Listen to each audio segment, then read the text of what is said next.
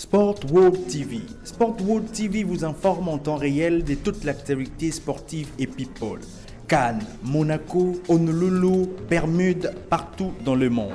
Abonnez-vous et activez la cloche de notification pour ne rien manquer. Les sportifs qui sont morts en compétition. On dit que le sport est bon pour la santé et c'est généralement vrai. Mais il arrive aussi parfois qu'il soit fatal. Chaque année, des sportifs meurent en pratiquant leur activité. Et de temps en temps, ça arrive en pleine compétition. C'est assez rare, mais toujours tragique. Vous l'aurez compris, ce top n'est pas un vrai top, mais c'est toujours bien d'en parler. La participation au sport et aux activités physiques peut avoir un impact significatif sur la santé des individus. L'inactivité constitue un risque majeur pour un grand nombre de maladies chroniques qui ont un impact considérable sur l'état de santé. Tu pourrais penser que la pratique du sport engendrerait la mort en pleine exécution pour certains sportifs professionnels. Quoique contraire à la règle, certains sportifs sont morts et nous vous présentons les professionnels qui en sont victimes. Marc-Vivien Foé, footballeur. Plus d'une centaine de footballeurs pro ou semi-pro sont morts sur le terrain de foot. Mais la disparition du Camerounais Marc-Vivien Foé, qui avait joué 3 ans à Olympique Lyonnais, reste l'une des plus médiatisées en ces jours. Elle s'est produite en 2003 pendant la Coupe des Confédérations, une compétition qui s'opposait des équipes victorieuses de différentes coupes continentales. Alors que le Cameroun affrontait la Colombie lors de la demi-finale qui s'est déroulée à Lyon, Marc-Vivien Foé s'est écroulé sur la pelouse à la 72e minute, victime d'une crise cardiaque. Les soigneurs l'ont évacué du terrain en le faisant tomber du brancard à plusieurs reprises. Puis on essayait de le réanimer en vain. Un drame. En hommage, l'OL a décidé de retirer le maillot numéro 17 de son équipe et ne l'a réintégré qu'en 2008 pour le donner à Jean de Makoun, Camerounais lui aussi. Et au stade de Lens, où les joueurs avaient aussi évolué, une avenue porte désormais le nom de Marc-Vivien Foé. Une citation qui a été inscrite: « Un lion ne meurt jamais, il dort ». Franck Hayez Joker. La mort de Franck Hayez est l'une des morts les plus étranges du XXe siècle. Hayez était un joker amateur qui ne courait pas en compétition. Il était surtout palefrenier et entraîneur de chevaux pour les jokers professionnels. Seulement en 1923, le cheval qui entraînait n'avait pas de joker pour courir les steeplechase. La propriété du canasson a donc demandé qu'à l'entraîneur de participer à la course. Le jour J, contre toute attente, c'est bien Franck Hayez et sa monture qui franchissent la ligne d'arrivée en première position. L'histoire aurait été belle si le joker n'était pas mort d'une crise cardiaque en plein milieu de la course, sans que personne ne le remarque. Cette histoire incroyable fait de Franck Hayez le seul homme mort à n'avoir remporté une course équestrée.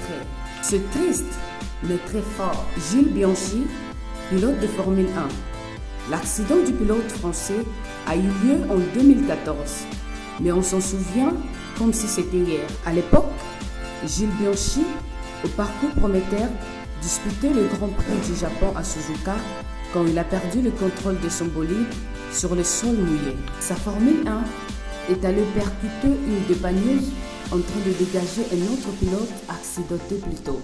Après avoir passé 9 mois dans les comas, Bianchi est finalement mort de ses blessures. Et la Formule 1 a perdu l'une de ses étoiles. Willy Gegechat, mort pendant un saut sponsorisé par Red Bull à Zurich. L'athlète compte plus de 1500 sauts et détient aujourd'hui encore plusieurs records, dont celui du vol en wingsuit, le plus long. Du haut de ses 88 mètres, il gère bien le lancer, mais il bourrasque le feu RT1, immeuble voisin. En novembre 2009, une campagne Red Bull le voit sauter depuis l'Assurance Tower à Zurich. Du haut de ses 84 mètres, il gère bien le lancer, mais il bourrasque le feu RT, un immeuble voisin, et perd tout équilibre.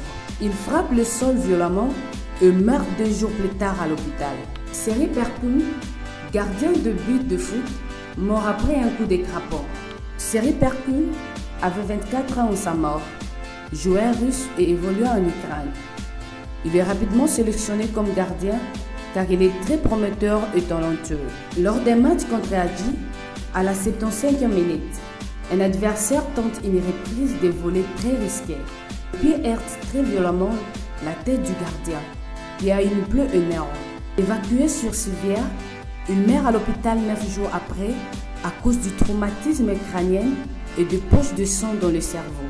Miklos Ferrol, footballeur de 24 ans mort d'une crise cardiaque.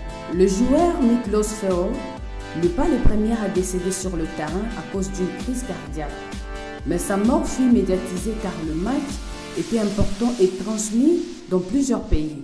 Après un carton jaune, puis sur une touche de l'équipe adverse, Miklos Ferrol titube puis tombe à la renverse. Pris d'une crise cardiaque, il est rapidement placé en position latérale de sécurité avant que le médecin lui fasse un message cardiaque. Le jeune homme meurt sur le terrain. Jan-Marc Konkay, mort pendant un saut de base jump en ski. Et aussi un sportif signé par Red Bull, Jan-Marc Konkay aimait conjuguer le base, jump et le ski. Habitué au saut périlleux et au podium des compétitions sportives, c'est en 2009 que son aventure s'arrête. Lors d'un rang en Italie, dans lequel il doit sauter dans des vides, allant jusqu'à 30 mètres. Un de ses skis reste bloqué en heurtant une pierre. Le temps de corriger les problèmes, il est trop tard de déployer son parachute. Jan-Marc Konkay meurt peu de temps après. Nicolas Chauvin, 19 ans, est espoir de rugby, décédé après un plaquage. C'est alors d'un match de rugby, pourtant amical, que le jeune homme a subi un plaquage à deux un peu trop violent. Le choc en a effet provoqué un traumatisme si important que Nicolas a fait un arrêt cardiaque. Plus tard, le médecin constateront qu'une vertèbre cervicale était aussi fracturée. Antonio Puerta, 2007, FC Séville, Rétaf.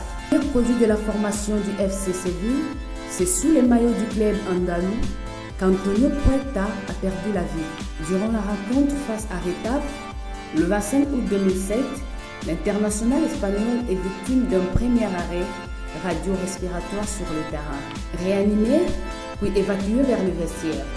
Il fera 4 autres attaques cardiaques avant d'être éliminé à l'hôpital où il décidera 3 jours plus tard. Grégory Mertens, 2015, Lokeren Genk. Alors qu'il participait à une rencontre avec les espoirs du KSC, Lokeren face à Genk, Grégory Mertens est victime d'un malaise cardiaque sur le terrain.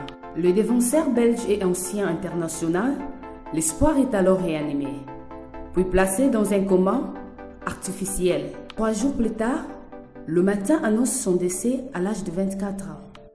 Si vous avez aimé la vidéo, n'hésitez pas à vous abonner.